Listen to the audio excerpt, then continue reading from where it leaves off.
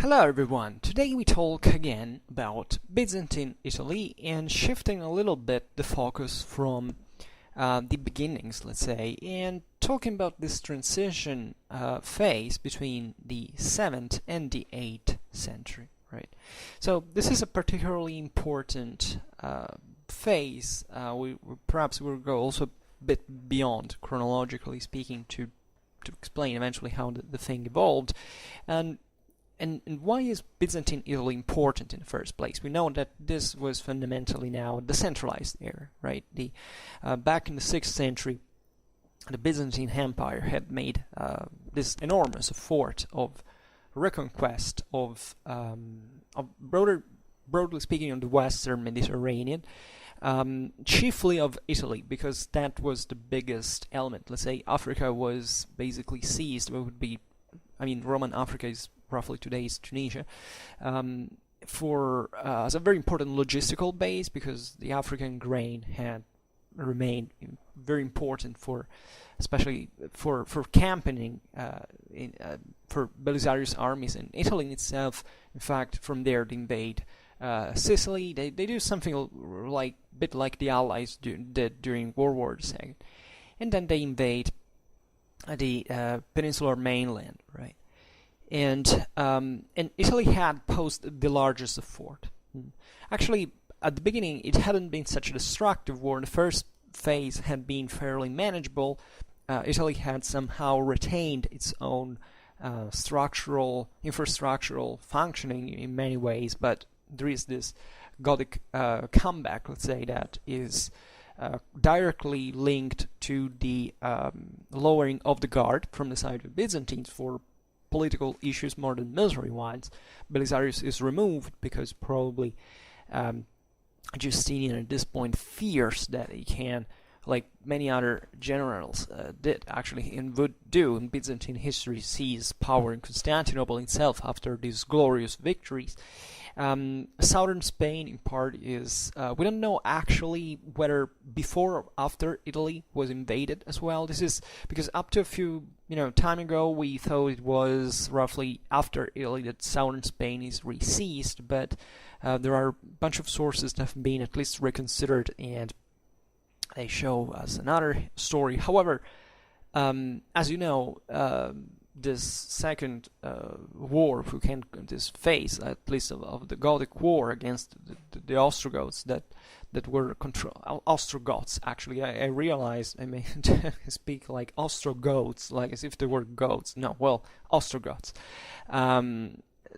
is very destructive, and it brings to this systemic collapse of what basically late antique society had been into Italy, that had been the center of the empire. So a lot of changes, eventually the Ostrogoths are defeated, and as you know, the Longobards arrive. So we have talked extensively about the Longobards, and part of the reason why I'm making this videos on Byzantine Italy is that I think we overly concentrated on the Longobards at this point, and Schwerpunkt will, I can tell you, will remain fundamentally about, even created playlists only for the Longobards, because I feel they're particularly cool. But let's say that there is this major collapse of the same Byzantine Italy after the Longobard conquest, so that basically half of Italy and all, kind of a scattered fashion is either in the hands of the Longobards or the Byzantines, right? On average, the north and the hinterland is Longobard, and the south and the coasts are Byzantine, roughly speaking. Of course, the Longobards arrive up to the south. The Byzantines still retain some islands, like in Liguria, up to the the mid 7th century. Thinking about Venice, that at this time doesn't quite exist as such, but now we will observe how it kind of developed in the northeast. So there is this fragmentation of Byzantine Italy that also comes in a few, like in 60 years. The Longobards invading 568. The Arab invasions start from the first half of the 7th century, so basically The empire, by the way, is engulfed, as you know, before the Islamic conquests, in this deadly struggle with the Sassanids. So Italy remains immediately relatively peripheral, and part of the reason is that it had grossly fallen in value given the strategical needs of the empire. Right, the most important frontier at this point is definitely the Asian, the Mesopotamian one, let's call it in this way, where the Byzantines fight against the Persians, and that's where it concentrates most of the power.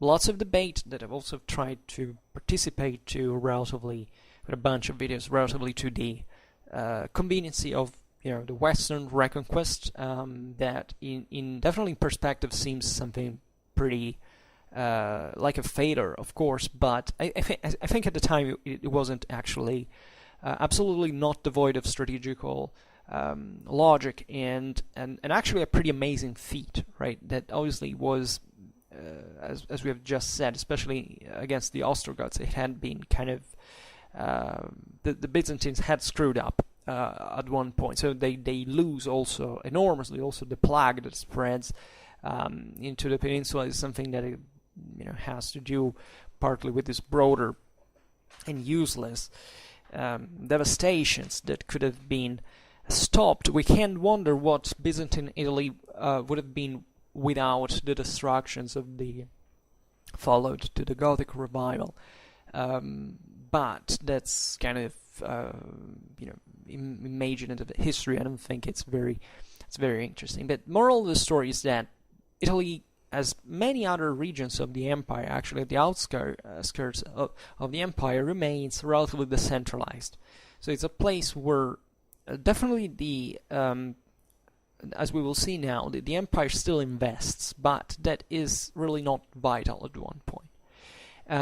Nevertheless, from Constantinople, there is always a great tension towards this area because of several reasons. The first one is definitely the possession of Rome. I mean, if you wonder what in the 6th century Byzantine Empire was all about, was evidently reconquering Rome, ideally, conceptually, in its most intimate duty, let's say, as an emperor, as a Roman emperor, and a Christian emperor, of course. And today we will not really talk about Rome, because also in here I've made several, I even created, I think, a playlist that is called Papal History that takes into consideration specifically sometimes the same Roman perspective. That is definitely a very fascinating one, but it's also one very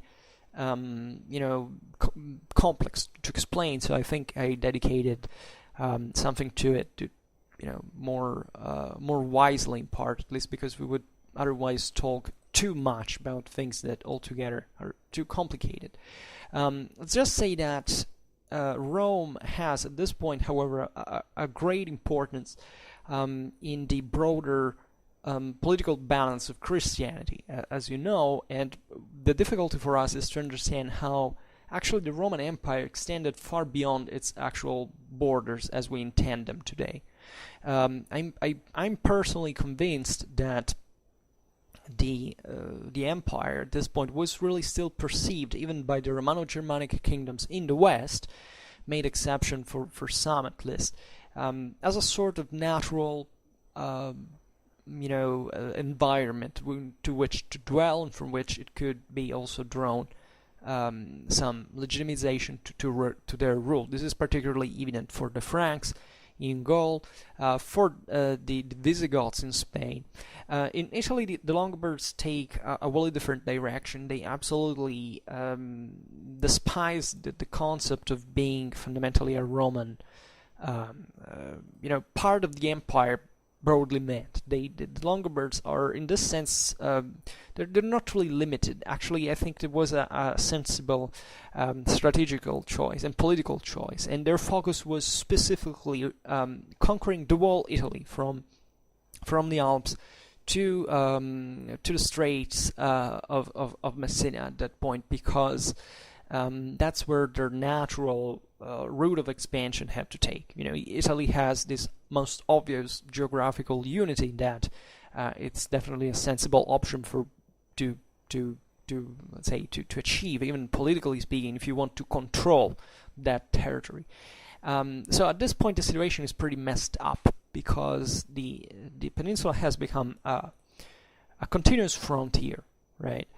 Rome has a role in kind of making a bit the balance between these two areas, because Rome is theoretically imperial. It's Byzantine, right? And as a city has strong contacts with Constantinople, but not only. Also with Syria, with certain areas that even even with the Islamic conquests and even the iconoclasm, there are lots of people, actually very even highly educated individuals, important persons from these eastern provinces of the empire that come to Rome to kind of escape either the persecutions, or at least by trying to maintain a social status, even part of the Anglo-Saxon evangelization. As you know, think about Augustine of Canterbury is carried out by people coming from places like Syria, like Palestine, and other places like those. And the importance of Rome is definitely represented by the power that the local bishop has. That is, the popes have this enormous amount of properties, strictly meant into Rome. Basically, everything is the popes, right? And the popes still at this time have this broader goals of extending their own influence and authority, and they're perfectly capable to do it spiritually, politically, and gaining power through this game fundamentally, and extending their real power even in the extension of their controlled territory. And the 8th century especially is a crucial century in the expansion of these prerogatives, because basically the popes and the Roman families start to re-expand their control into central Italy, right? And they, especially after especially from later, especially when Sicily is lost to the Arabs, the popes had a great amount of but this starts already during the iconoclasm, telling you the truth, because the popes had an enormous amount of estates into Sicily, also in other parts of southern Italy. So what happens is, first, the Byzantines cause iconoclasm that was in part aimed at pillaging the very wealthy monastic centers of southern Italy that were all of Byzantine, Greek Orthodox Rite, by the way, that had, however, very strong contacts with Rome. So the popes are very legitimately angered by this, because actually iconoclasm has no it was an heresy. Let's be honest about that. It was let's say very clever to do from the side of Constantinople, in the sense that it achieved something in terms of centralization and all. It was part of the path that brought to the centralization of the empire into the hands of one city that was Constantinople. But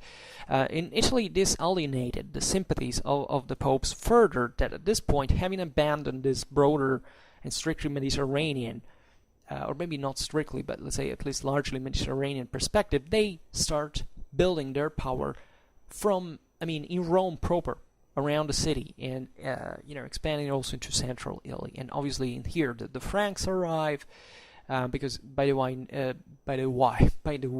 in the meanwhile, the Byzantines have lost actually a lot of ground into Italy. So the popes are extremely able in playing this decentralized position, because whether you take the Byzantine Empire, the Frankish Empire, Rome is still peripheral. It's still in the middle, right? It's the pivot of these two points. Definitely, Rome persists into this idea that still there is a sort of Eastern Empire and Western Empire that they have all to cooperate. Is something that really goes on very much. There is never the divorce, let's say, of the papacy from Constantinople. Rome definitely abandons its let's say Byzantine sympathies, not even after the Great Schism of the 11th century, but actually from the mid-12th century, where after the aborted attempt to reconquest southern Italy from the Sicular Normans, the Byzantines do not have, especially with after the Fourth Crusade, any mean to set foot once again into Italy. So the papacy, by the way, has its full Gregorian reforms, has its completely different and monarchical orientations, and obviously that's something really different. But there's always this idea that the popes are at the center, and they start from this, in this sense, to act always more independently from Constantinople.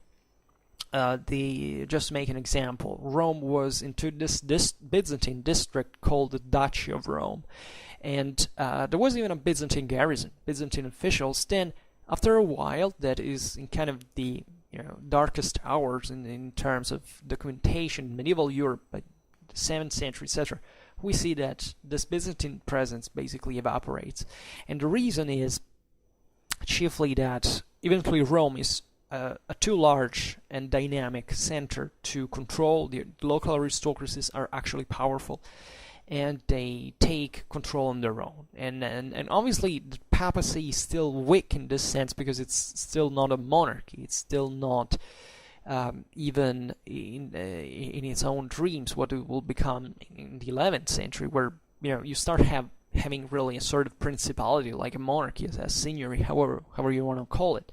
But still it's in cooperation with the aristocracies, right? And because of this, it's limited, because still there are all these various Roman families that struggle, etc. So I think this is enough for Rome now, because I haven't included it in this video, and I'm concentrating on these other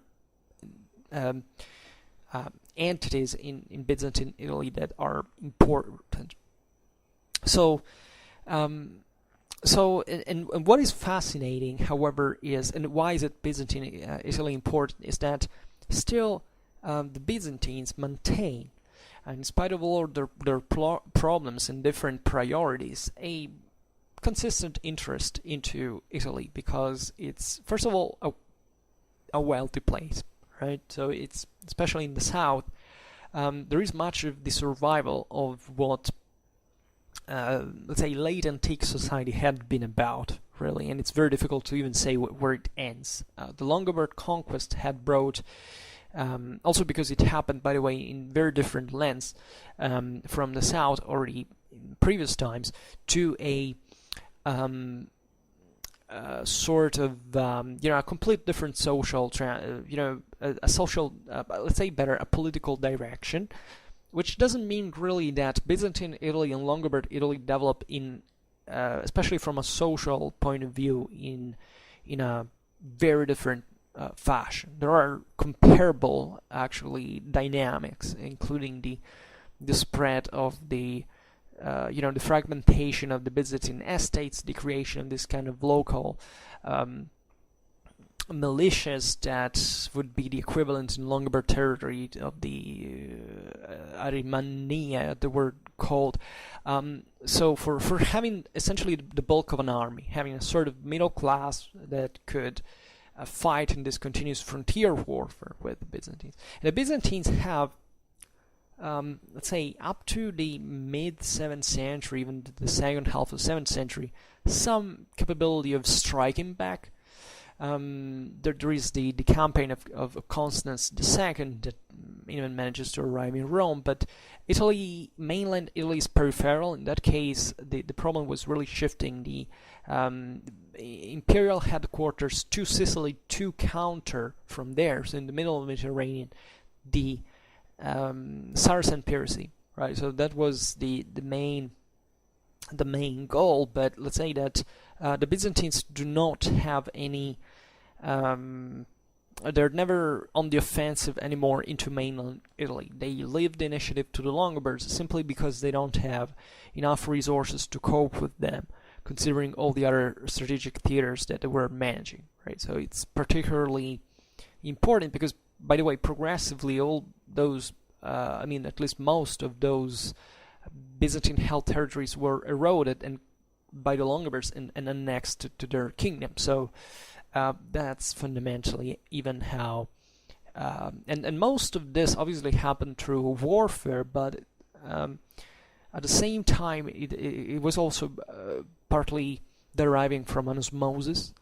That is to say that certain territories, even in certain populations, even freely, in the Byzantine territory passed to the Longobards. Actually, we know that since the 6th century, Byzantine fiscalism was so intolerable for certain populations that they simply passed to the side of the Longobards that had a much lower tax, let's say, pressure, I don't know how to call it, in that they enjoyed, by the way, very much more the,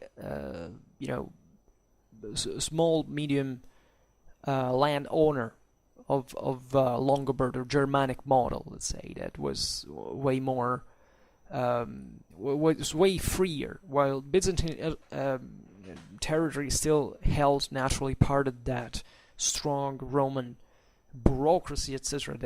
But over time, let's say that these differences were kind of leveled. That is to say that chiefly the Byzantine area kind of grew similar to the Longobard one. And this partly happens because the same Byzantines have to, in fact, reinvent their form of administration, especially after the Islamic invasions, because they lose a lot of land. Certain territories are simply left out there on their own. Most of them are, in fact, even and especially the ones of Italy, and therefore their administration is left to be autonomous, basically. There is even an increase in militarization of the administration, for which, if you take the Exarchate in Ravenna, that was basically the head of Byzantine Italy, politically speaking, well, that was in charge of both civil and military affairs in the area. So let's say that all of these territories that were kind of separated, by the way, now we will see all the chunks, had kind of different stories, right? So that, of course, you can spot this broader average tendencies, but still these territories were quite different since the beginning, and they kept also diversifying and transforming in general on their own. Excuse me, I drink a little before we go on.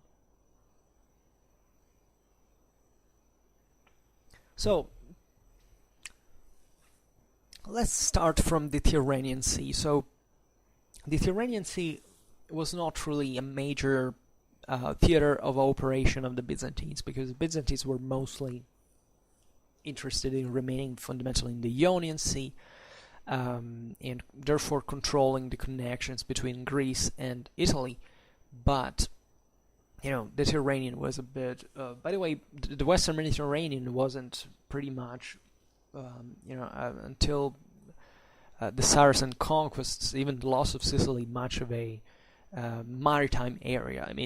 I'm personally not aware about much in terms of naval activity from the side of the Visigoths, nor the side of the Franks, that had definitely a mainly terrestrial aim, especially the Franks, I think. But even the Visigoths weren't really looking for much trouble out there. It wasn't extremely profitable. Obviously, contexts continued, etc. The Longobards were also not really very seaborne. That they didn't have this, but their interest towards maritime expansion is sometimes overlooked, I believe, and I suspect that also for the other Western Romano-Germanic kingdoms, this is the same, basically. In the case of the Anglo-Saxons, especially, well, you realize those came by the sea, but also those other kingdoms in Spain and in Gaul were probably they had some naval activity. The Longobards had some sort of interest for the sea, and chiefly for the Tyrrhenian Sea, because they knew that first of all the Byzantines were kind of weaker there. Third, they didn't really look for any expansion to the Adriatic Sea, because that was in fact much closer to Byzantine source of power. Also, there were other kind of they didn't have much of an interest to expand in lands that were fundamentally poor, and also directly under, they already had enough problems into Italy with the Byzantines there, so that was not their priority, right? But we have evidence of, for example, in the first hour of the Longobards conquest, of certain bands of Longobards that seized actually the Byzantine galleys that had been left in places like in Tuscany, in Pisa, for example, and they take the sea and they start pillaging Sardinia, for example. There is a beautiful letter from, I think, Gregory the Great to the Bishop of Calabria that says, watch out, because there are pirates out there, and reinforce so the Longobards have this broader interest for mostly the Tyrrhenian Sea proper. And in fact, over time, we don't really know whether from the end of the 7th or the beginning of the 8th century. However, the Longobards managed to seize Corsica, right? They don't venture into Sardinia, which Corsica is not really a very wealthy place. The idea, however, is that it's still an important naval base and connection. So it's progressively we have no actual evidence of any Longobard expedition to seize this island, but at the same time, it simply fell into Longobard hand, especially after the conquest of Liguria under Rothari in the first half of the 7th century. Those contacts between these two lands are pretty evident and natural, right? And Corsica therefore is annexed to the Longobard kingdom, and as such it remains in the hands, it passes into the hands of the Franks. When they conquer the Longobard kingdom, they become kings of the Longobards themselves, and they seize Corsica as well. We know that there were investments in there, that there were Longobards from the mainland had lands in there as well, so there was this broader dynamism and so on. And at this point, Sardinia doesn't fall into basically anybody's land. Sardinia is a kind of complicated island, because it's the coasts are colonized historically several times, but the hinterland is generally wild and pretty rough. There are mountains, it's kind of cold or rough, etc. It's not really a great route of expansion. In any case, there is the survival of certain Byzantine administration into Sardinia that have kind of interesting story that now we can't cover, that however remain pretty autonomous. The Saracens at one point even hit centers like Calabria. They definitely depress the island that already by itself wasn't terribly developed, so they let's say cut any contact, let's say, with the Sardinian lands, right? From the empire, of course, and therefore that island is also lost for the Byzantines. They can't count anymore on it, and frankly, there's not that there was anything particularly to do with it at that point. Also, population was pretty small, but local wealth production was pretty low. So it's obviously the Byzantines were not particularly interested in it. What they were particularly interested in was Sicily, right? Sicily for several reasons. First of all, Sicily is extremely fertile. I mean, there is no other land in the Mediterranean that can match with that, at least in, if you take Egypt, but broadly speaking, Sicily has at this point a great importance, and it's still a very let's say it's a land where there is much continuity, as we were saying before, with the Roman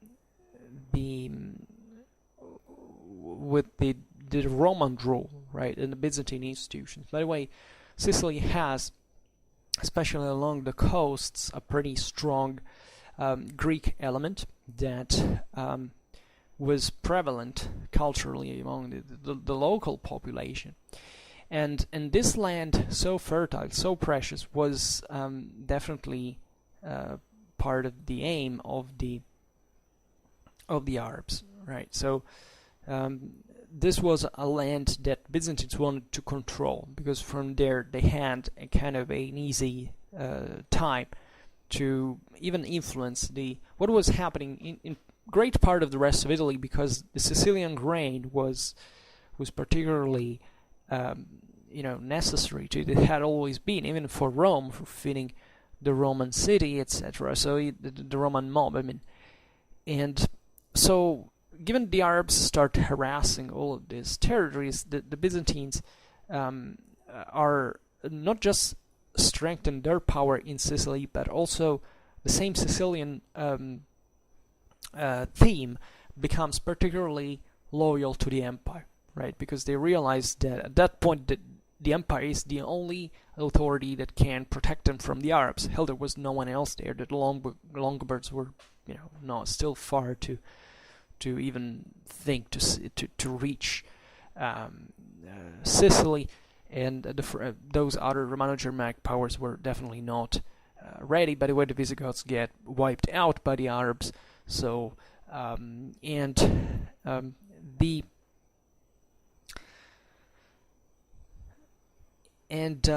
Sicily is also very, very composed ethnically speaking. At this point, as we were saying, that the coasts were mostly Greek in language, in culture.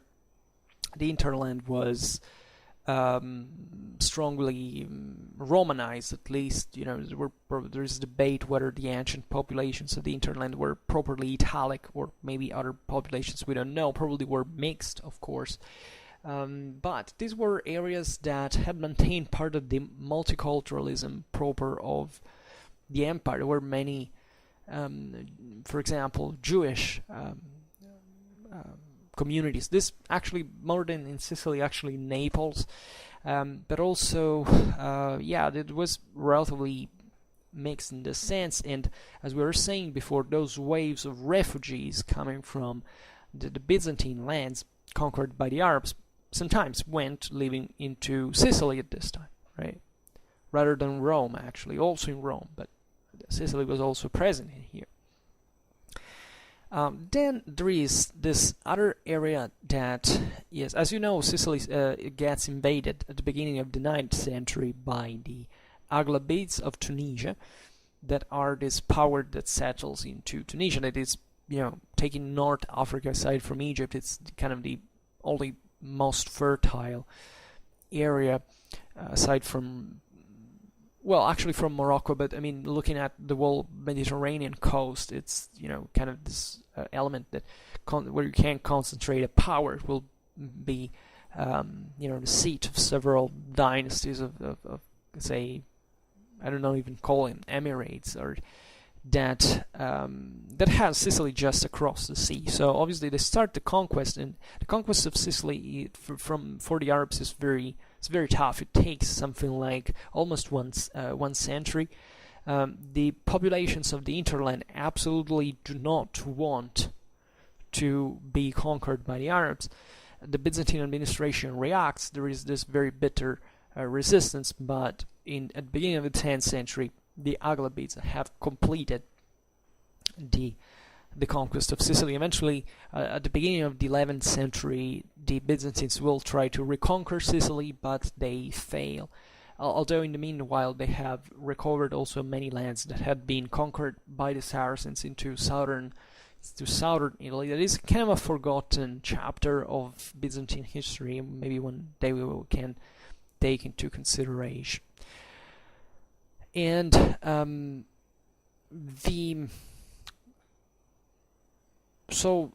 is this other area that it would be basically the heel of the boot of the Italian peninsula, that is the Salentine region. And this area was called Calabria. Actually, if you wonder where the name of Calabria comes from, it doesn't correspond to what would be today's the Italian region. That is kind of the tip of the boot. But it kind of took the name from this other area, from the other side, and simply it happened during the Byzantine times, because basically the Byzantines were sometimes reorganizing their administration, and they basically created a district that encompassed the Salentine Peninsula, so the Calabria proper at the beginning, and this other, the tip of the boot. So all together came to be named as the Duchy of Calabria, right?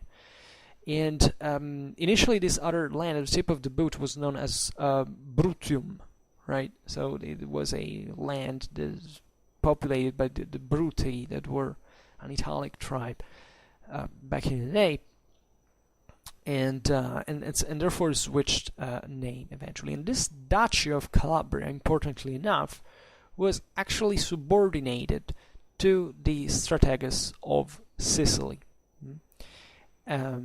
So the commander-in-chief of the Sicilian team that had his residence in Syracuse. Syracuse is a hell of a place, because it has this, since Hellenistic times, this extremely natural position with this peninsula, rocky peninsula over the sea, this castles, fortifications. It's a very good place to control. Just remember that the Byzantines at this time have a fleet proper. I made a video on Byzantine naval tactics in some days ago, in which I was explaining how, well, maybe the whole thing of the Byzantine navy has been overly emphasized. I mean, obviously the Byzantines, especially since the mid-6th century, had rebuilt this pretty impressive fleet, but at the same time they were not really a thalassocracy as we can imagine. I mean, the Byzantine power was mainly terrestrial, right? So evidently these coastal centers, however, are still all connected one with each other, and therefore it's vital for the Byzantines to have a fleet that can secure the routes and these connections, right?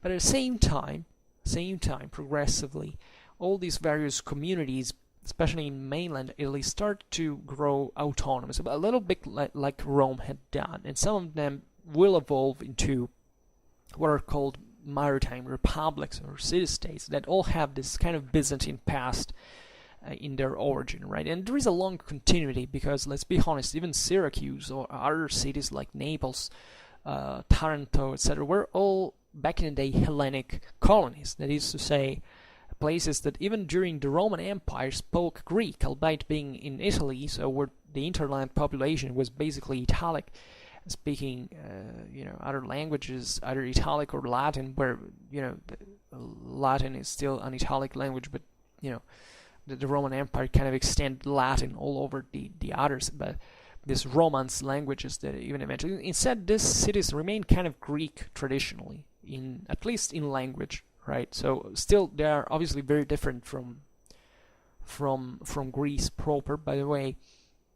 And there is still the idea that this lands were as if those were a piece of Greece, but it's not really like that. Even what survives partly into the Salentine area, I believe, into today's Italy, it's this kind of Greek dialect that is said, oh, look at that, it's as if that had been a piece of Greece, right? But actually that comes from medieval Greek, from the further Byzantine reconquest during the High Middle Ages in those areas that remained this island of Greek-speaking minority, but there is no comparison. What was the hinterland was, deeply Italic and very different culturally speaking. I mean, there is a huge difference in every context, really, between the countryside and the seaside, even if they're very close and even connected, because they're two completely different worlds, right? The countryside is just neighbors kind of raiding each other's cattle. That's all they're focused on.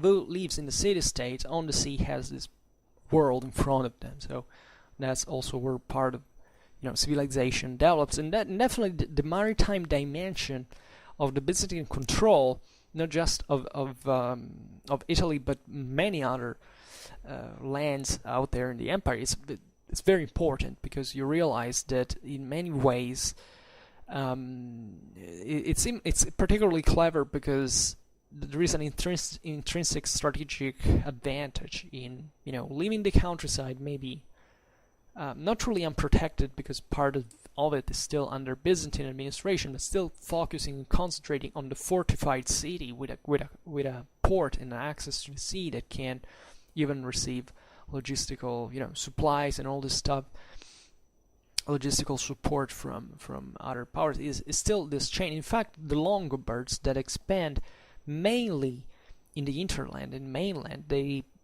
even don't care proper about seizing this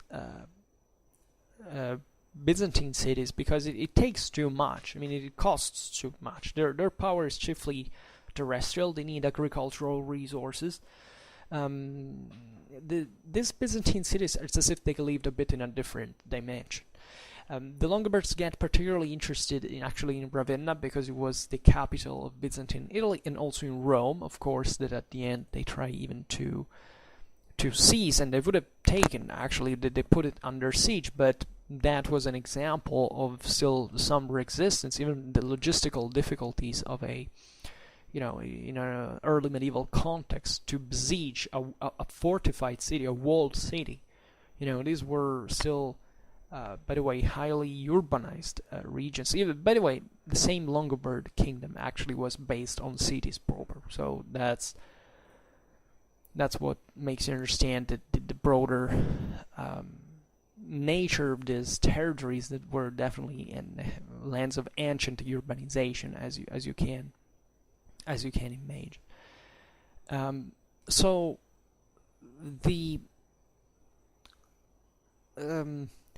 and by the way, this thing of this strategos of Sicily is important, because it makes you understand that partly, Ravenna and Sicily were still two separated things, right? The Duchy of Calabria, if I'm not wrong, was created actually after Ravenna had fallen, but the Byzantines always kept conceptually separated mainland Italy from Sicily, which is something actually that existed since ever, because Sicily was properly not part of Italy. It was Sicily point. It was one of the provinces that the Romans created outside of Italy. So these were two different dimensions, and definitely two very different territories that also had different priorities in terms of, for example, self-defense. In mainland Italy, the main threat came from the Longobards by land, in Sicily by the Arabs by sea. So that's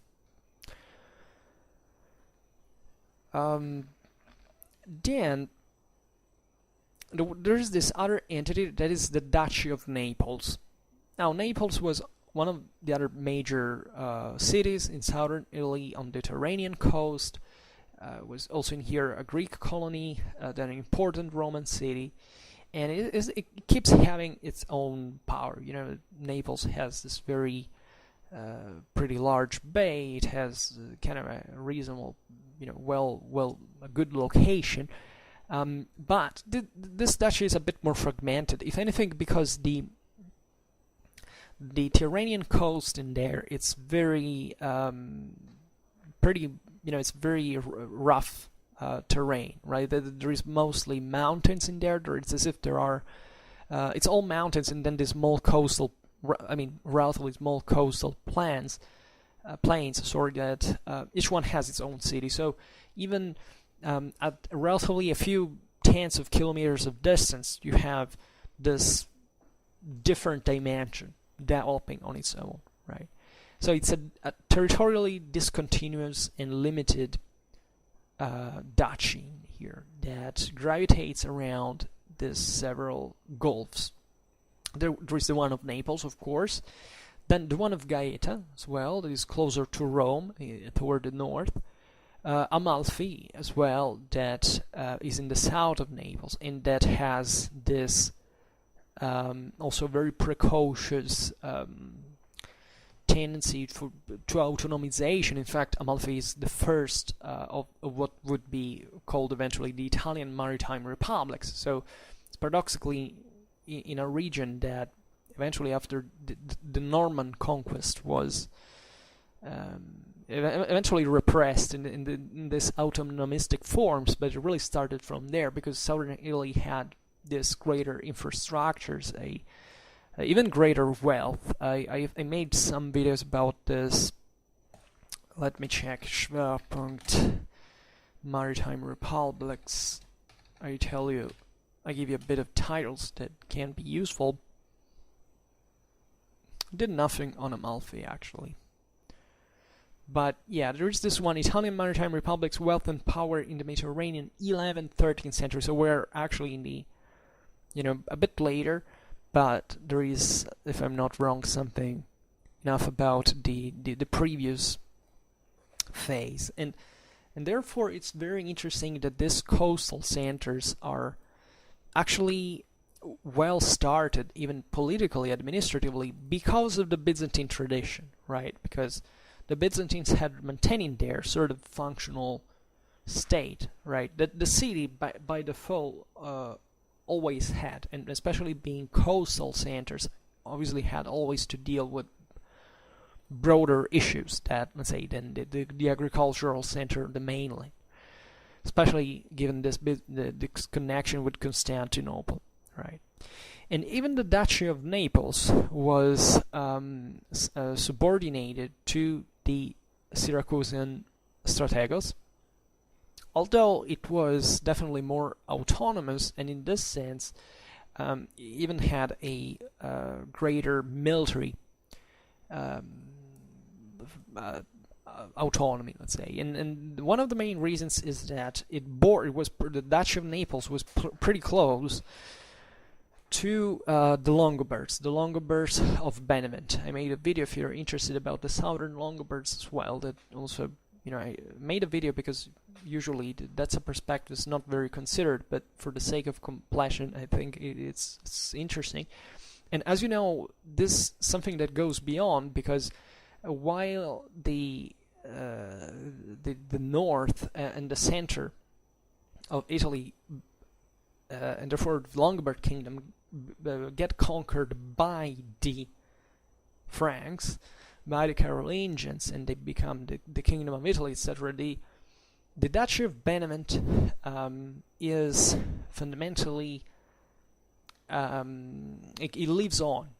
It becomes even a principality at one point. The Longobards of Benevent at this point they feel the great heirs, let's say, of the Longobard identity and tradition, and they're very powerful. The Duchy of Benevent, incidentally, also is in part son of the Byzantine tradition, because it seems, at least it's plausible, that the foundation of the Longobard Duchy has even more ancient origins than the Longobard kingdom proper into Italy, because it seems that the Byzantines had stationed in Benevent some of the Longobard mercenaries that had fought in the Gothic War for the Byzantines, and that basically when the Longobards from Pannonia invaded Italy, this Longobard garrison said, okay, well, screw the Byzantines, we create a duchy on our own. And in fact, the Duchy of Benevent passes to the only problem, we have no certainty relatively to this pre-existence, but there are certain elements even in the Longobards administration, in the army, even names like the comets that appeared in this area that are not typical of the Longobard political and military titles, and that sound more Roman-like in nature. So, however it went, Benevent had a pretty solid administration. It was also a very large and powerful duchy. So it kind of was a relatively, at least, an entity on its own, or at least autonomous from the kingdom of Pavia, that however was never truly in an oppositional way to the kingdom. We discussed this many times. Actually, the myth of the Longobard kingdom as a fragmented kingdom it's a myth, and I'm doing all what it takes to actually crush this myth, because it's kind of disturbing that it's still, repeated like a dogma without really acknowledging that it wasn't the case. Whichever it went, the Beneventan duchy had, let's say, progressively expanded, especially after the collapse of Longobard Italy. The Carolingians of Italy tried to include it into the kingdom, but it was always like the popes, but in this case even more a bit in between, right? In fact, the Beneventans kind of sided sometimes with the Byzantines themselves, etc., but nevertheless they were powerful on their own. Benevent had this major terrestrial power. They at one point there is even the city of Salerno that is on the coast. It's very similar to Naples, Amalfi, and Gaeta in this sense, as conceptually as the city on the sea, with even some maritime capability. So they entering in contrast with Byzantine administration. They actually expand into Byzantine territory, not just in the Duchy of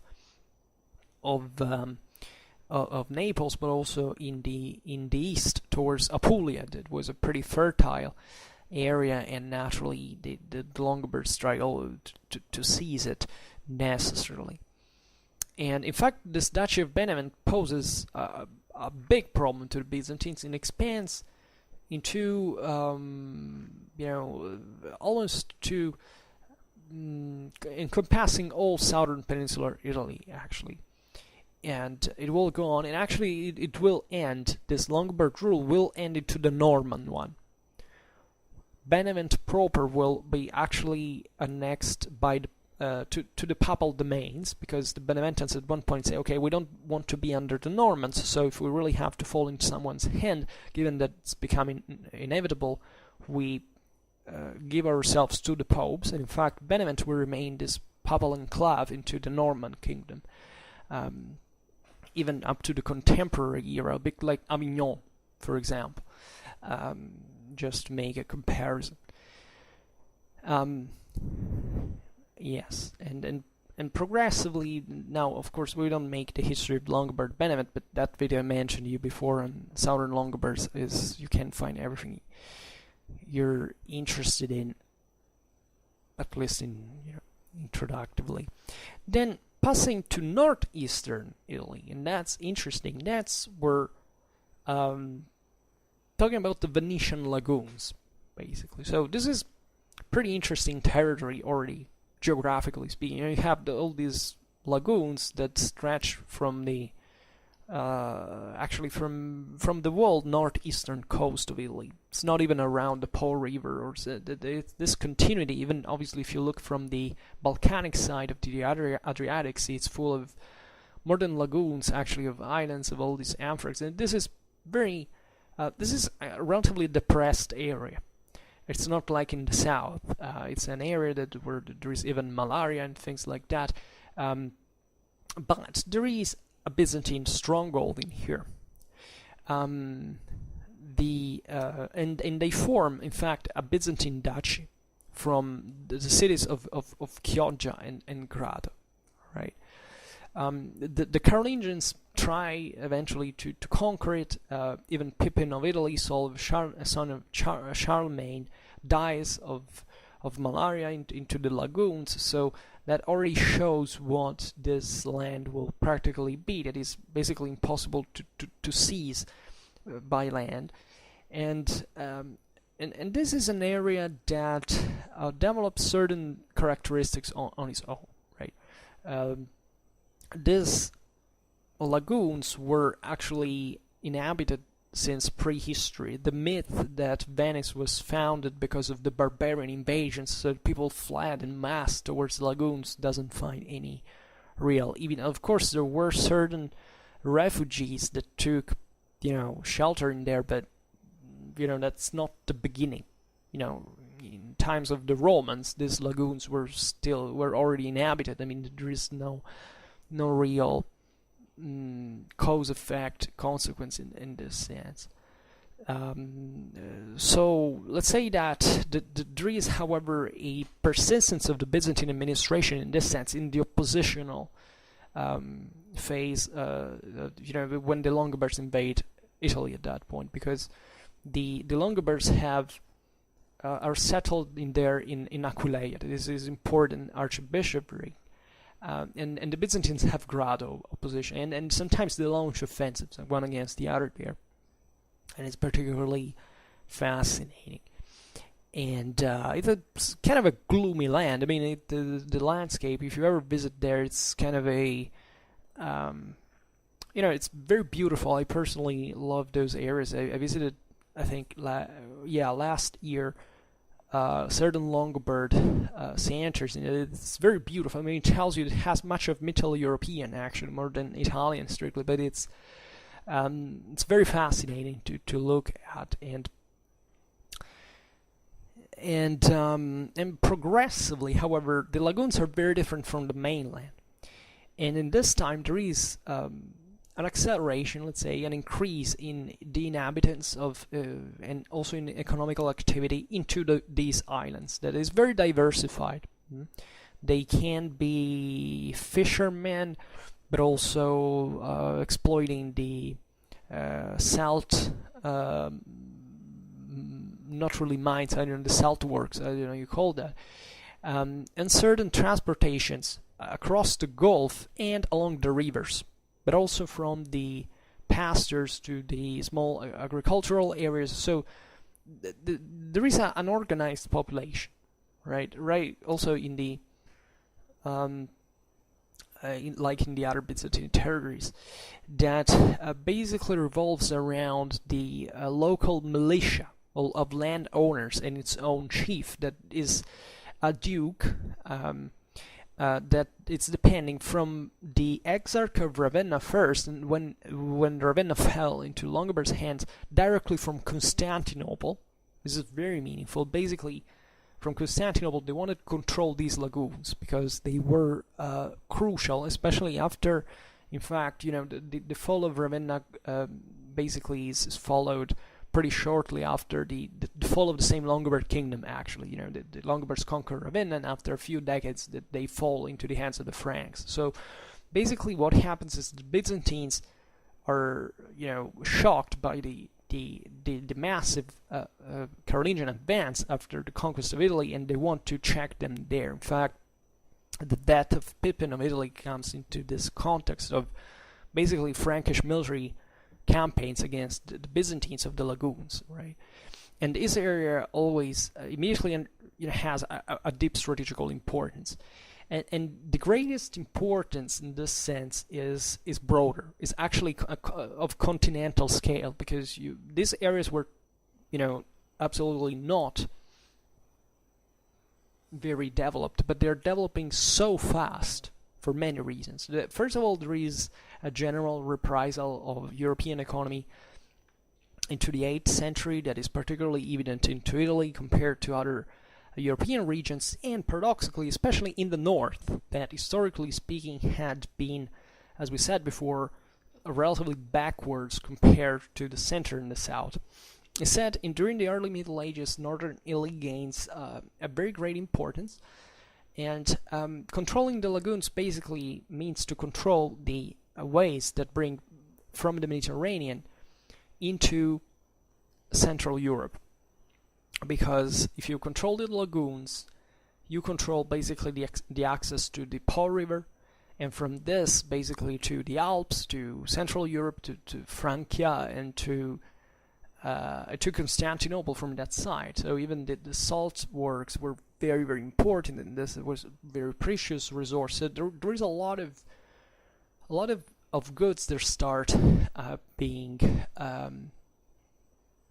developed. And what is particularly interesting about the duchy of this Venetian duchy is that it has a large autonomy, and that is partly naturally fed by the development of these local communities that are, that they are under the Byzantines, but the fact that they're working for themselves, by and for themselves, right?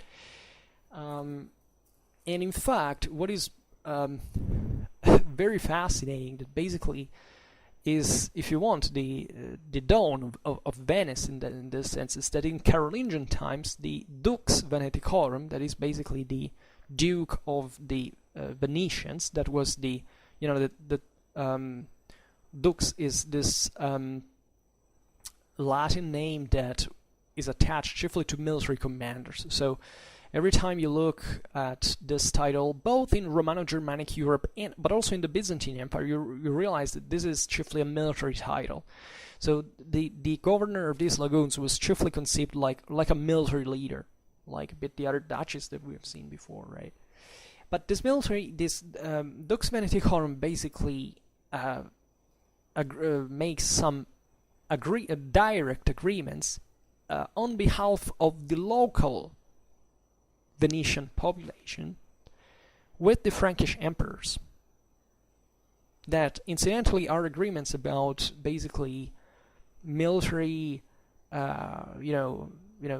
were basically asking not to interfere with them and into their traffics that were fastly expanding, right? So basically you immediately have these lagoons,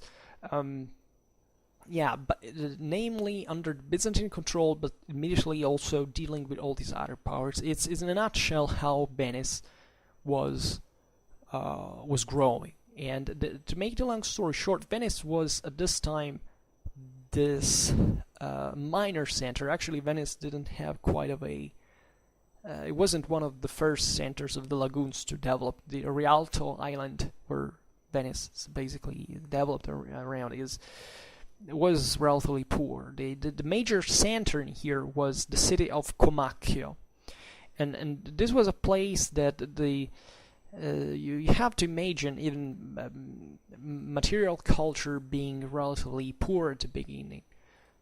These settlements were, as we were saying before, fishermen.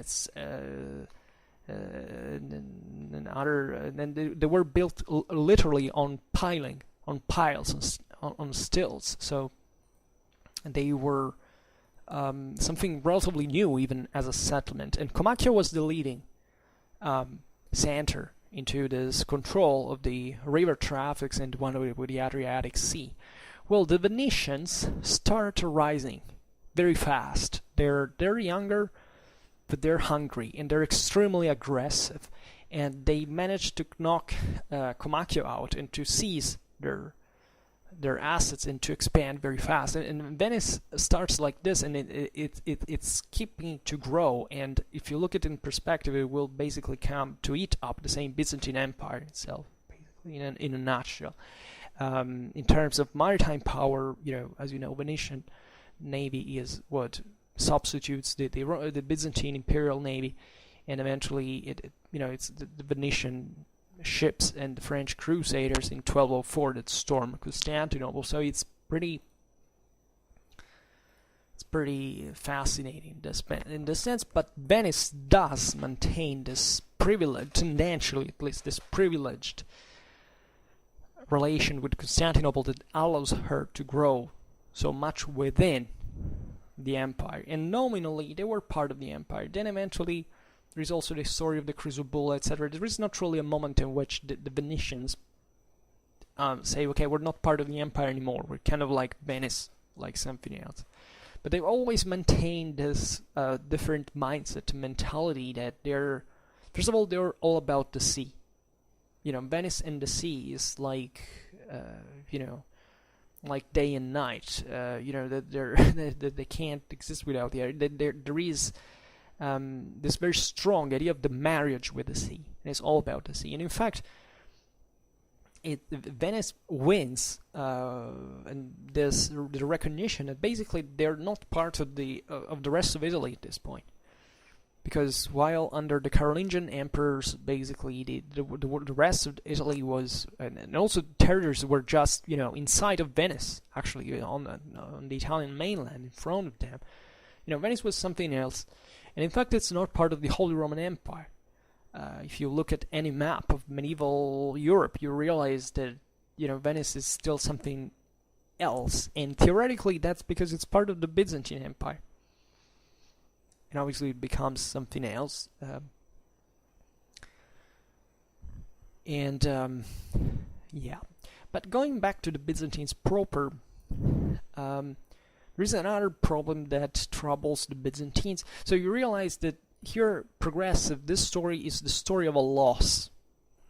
Right? The Byzantines basically lose progressively all these territories.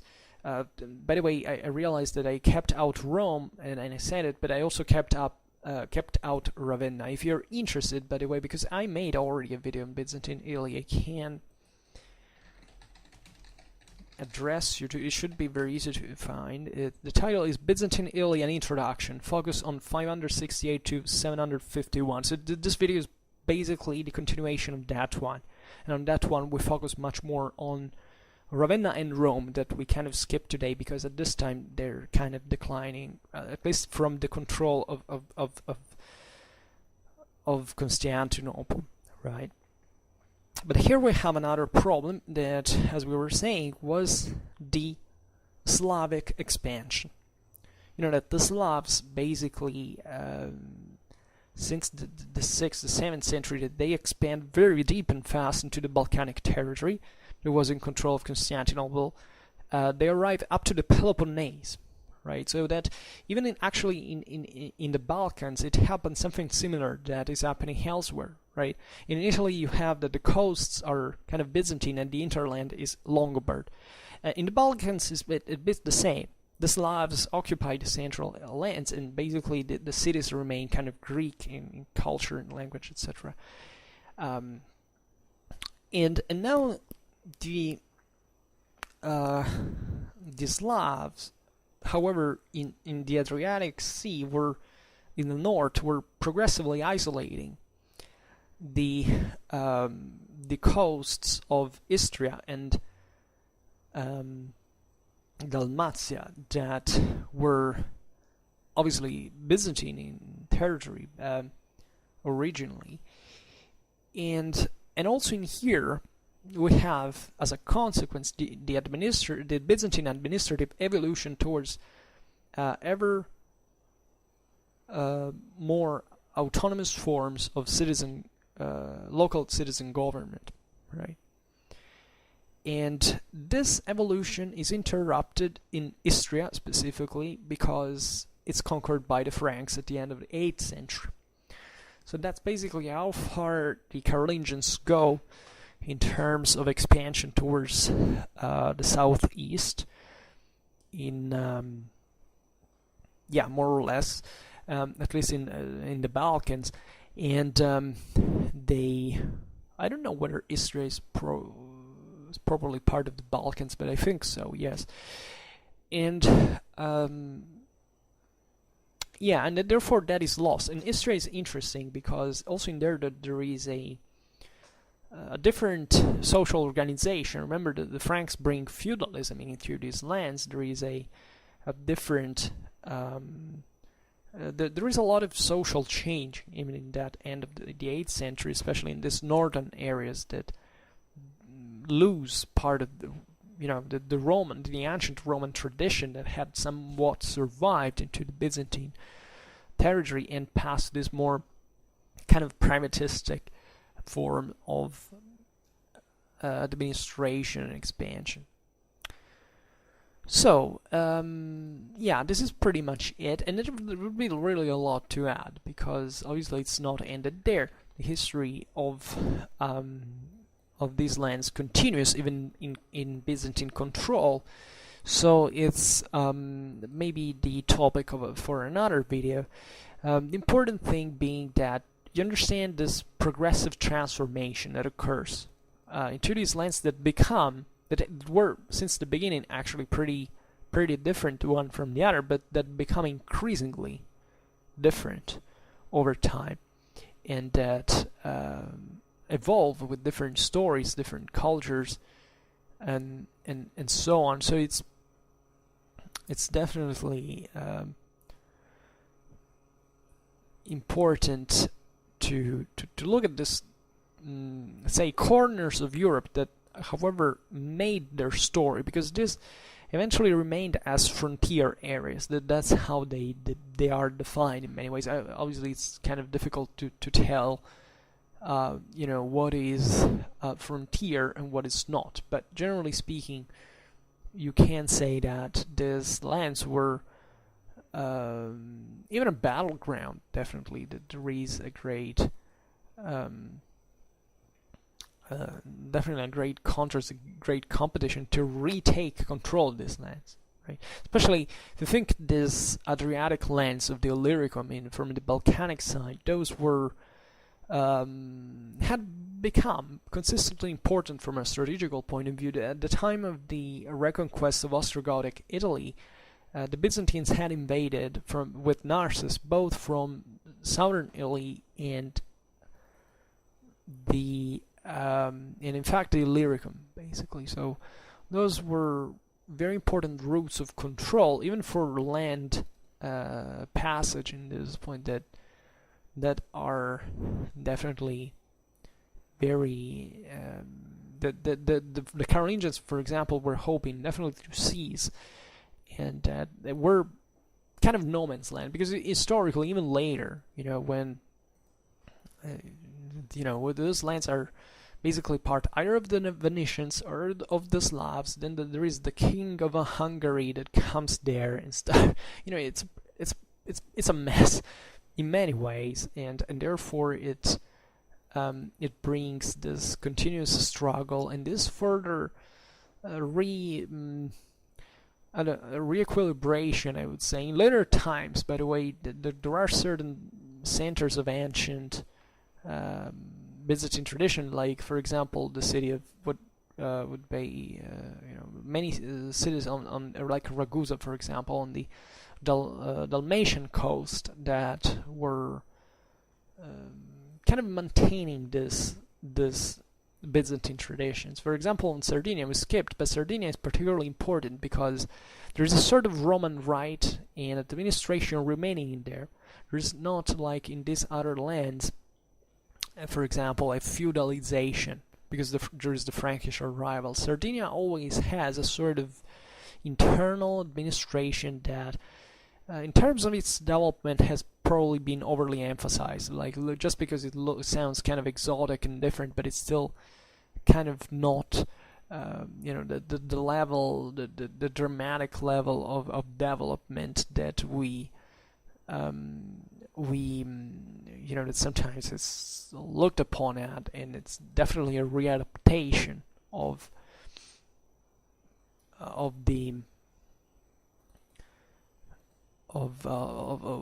these Byzantine traditions. Even, by the way, in Italy, for example, Roman rite is abandoned. Roman law, is abandoned largely.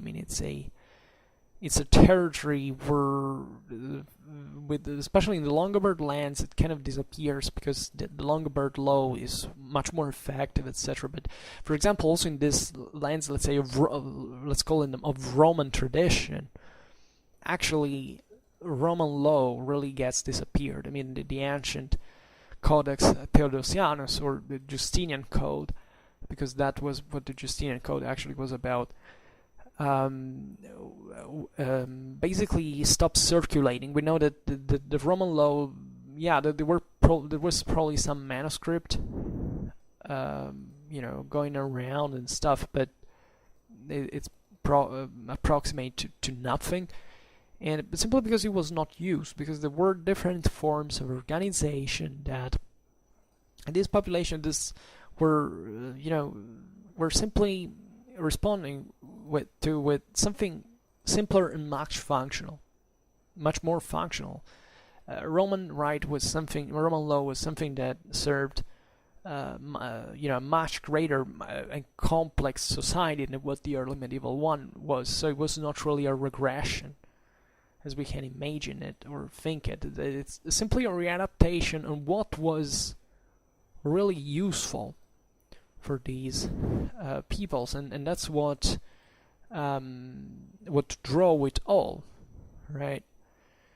So this is, in my opinion, an important part to consider. There are other considerations. Maybe we'll talk about it another time. Okay, and for now, I just hope that you enjoyed this video. If you did, please share it. Otherwise, leave a like or subscribe to my channel if you're interested in my upcoming contents. And for now, I thank you heartily for listening to me. I wish you a nice time and see you next time. Bye.